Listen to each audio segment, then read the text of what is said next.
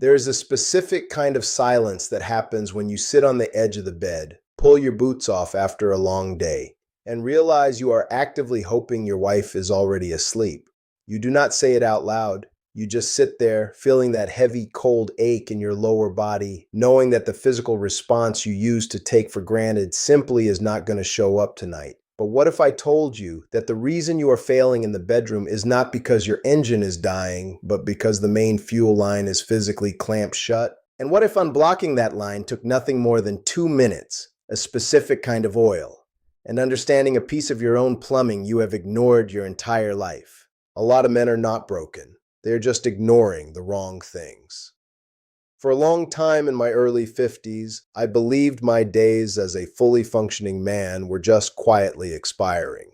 I was living out of suitcases, managing a regional sales team, flying out of Phoenix constantly, and running my body like a machine that did not require maintenance. I thought the slow decline in my physical performance was just the unavoidable cost of getting older. It did not happen overnight. It was a gradual fading.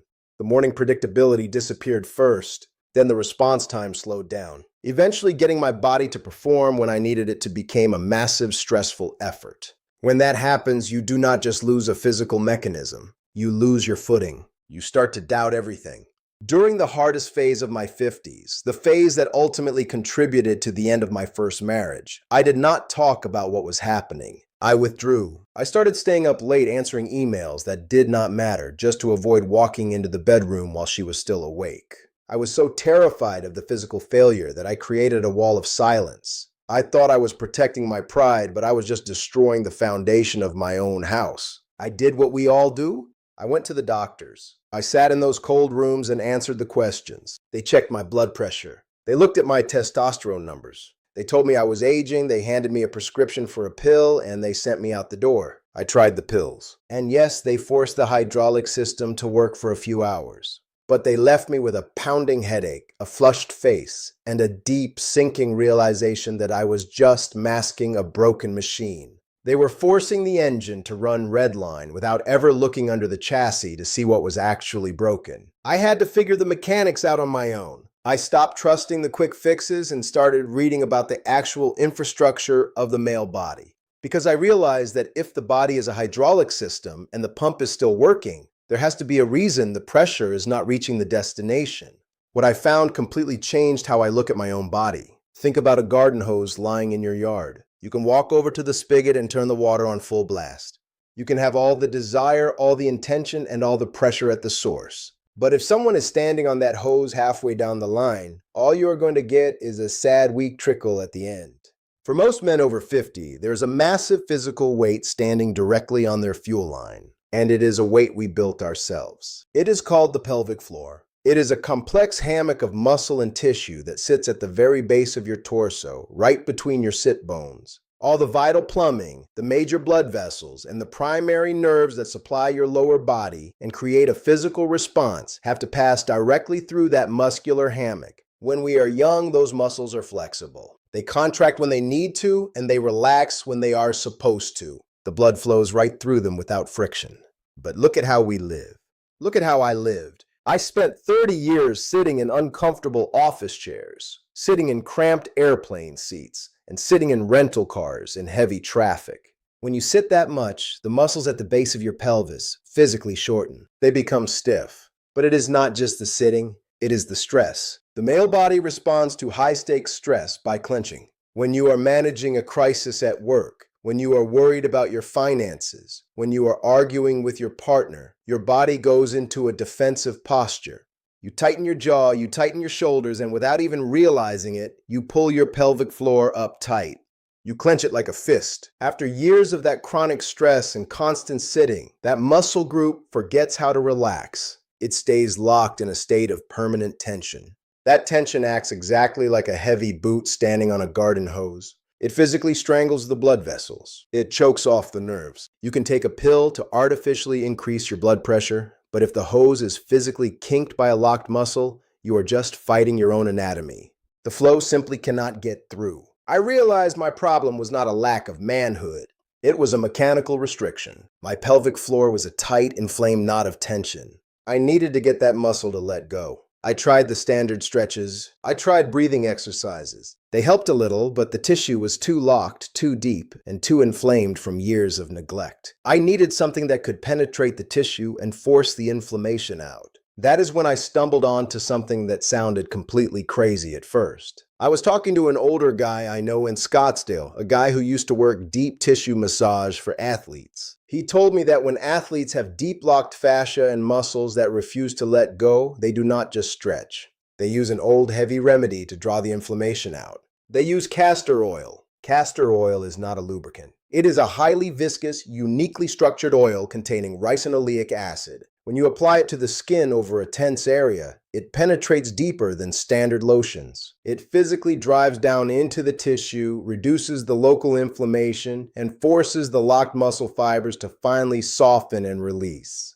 I was desperate enough to put my skepticism aside. I bought a dark glass bottle of high-quality cold-pressed castor oil. That night, before I went to sleep, I took a small amount on my fingertips. Just a few drops. You do not need to soak the area. And I applied it directly to the perineum. That is the flat area of skin right behind the base of your anatomy and in front of the tailbone. That is the exact external access point to the center of your pelvic floor. I just rubbed it in with firm, slow pressure for about 2 minutes. I found the spots that felt like tight cords. I found the areas that were tender to the touch, the areas I did not even know were carrying pain. I just worked the oil into the tissue and went to sleep. The first night, nothing dramatic happened, but my lower back felt strangely lighter the next morning. I kept doing it every single night. By the second week, I noticed a distinct change in temperature. The constant coldness I used to feel in my lower extremities was fading. There was a low, steady warmth returning to the base of my body. And then, about 3 weeks into the routine, I woke up and the old machinery was just running. The physical predictability that I thought I had lost to the aging process was back. It was not forced by a pill. It was not a panicked, anxious reaction. It was just the natural, heavy, undeniable flow of blood rushing into a space that was finally open to receive it. The boot was off the hose. When the tension in that hammock released, the blood vessels physically expanded. The nerves woke up. The system operated exactly the way it was designed to operate because the mechanical restriction was gone. The confidence comes back when the body starts to respond again. When I met Alyssa a few years later, I brought a completely different energy into the relationship. Alyssa is 9 years younger than me, an ex-interior designer who does not tolerate unspoken tension. If I had been the man I was in my early 50s, hiding my physical insecurities, we never would have made it. But because I knew how to manage my own plumbing, there was nothing to hide. There was a night recently where the stress of a big negotiation had my whole body locked up. I could feel the old tension pulling tight in my core. Instead of pulling away from her and creating an excuse, I just told her my system was running tight and I needed to reset the lines. I took my 2 minutes, applied the oil, let the tissue release, and went to sleep. The next morning, the engine fired up perfectly. You do not have to apologize for a mechanical issue if you know how to fix it. I had this exact conversation with my son Ethan last month. He is 31, a commercial real estate broker. I watched him sit at my kitchen table, hunched over his laptop, his shoulders tight, his jaw clenched, stressed about a deal. I told him he was strangling his own plumbing. I told him that at 30, his body can fight through that tension. But if he keeps sitting like that and clenching like that, he is going to wake up at 50 wondering why his equipment stopped working. You cannot ignore the maintenance of the infrastructure and expect the machine to perform. This is the exact protocol I use, and it is not complicated. You need a bottle of cold-pressed organic castor oil in a glass bottle. Do not buy the cheap stuff in plastic. The oil pulls toxins, and you do not want it pulling plastic into your system. Keep it on your nightstand. Right before you go to sleep, put 3 or 4 drops on your fingers. Reach down to the perineum. You will likely feel that the tissue there is tight, maybe even slightly painful. That is the locked muscle. Massage the oil into that specific spot with firm, steady pressure for 2 minutes. Breathe slowly through your nose while you do it. Tell your body to let the tension go. Let the oil absorb overnight. Let it pull the inflammation out of the tissue. You have to be consistent. You are trying to unlock decades of stress and sitting. It is not going to happen in one night. But if you do this every night, you are going to feel the tissue soften. You are going to feel the warmth return. And eventually, you are going to feel the flow. What starts in the body usually ends in the head.